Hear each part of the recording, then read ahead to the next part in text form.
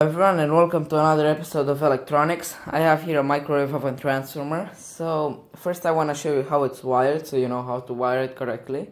There's not a lot of videos about this.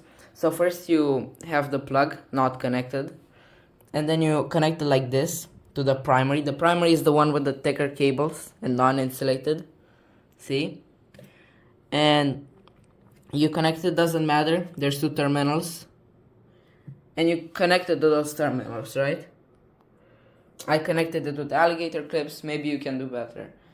And then, for maximum power, first, the one output of this is the transformer itself, I would say. So you just alligator clip the transformer to the surface you want to be striking on. And then if you have a capacitor, then this is the wire, the output wire. Not the ones coming out of the middle. The ones coming out of the middle are not the main output wires. The main output wire is this one, the isolated one inside the secondary. This is the secondary of the transformer. First, yeah, this is the part that's connected to the case, and then you connect the case to here, which is your striking. And now if you have a capacitor, wait, I'm getting in the light.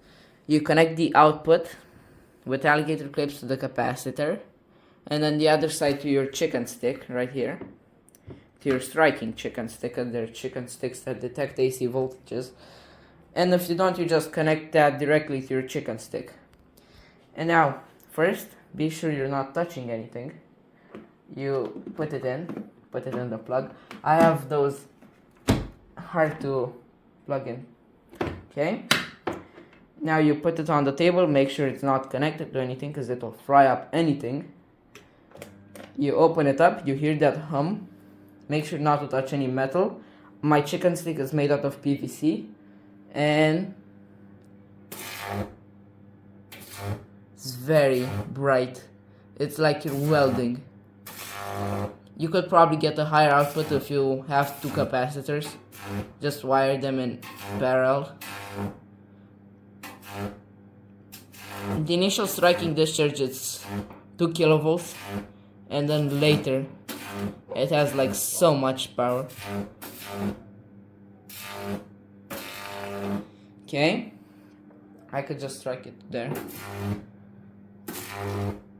And then when you're done, you put it on the table nicely. Make sure it's not touching anything conductive. Turn it off. Unplug it. Wait. Unplug it, right? And then you use scissors or pliers.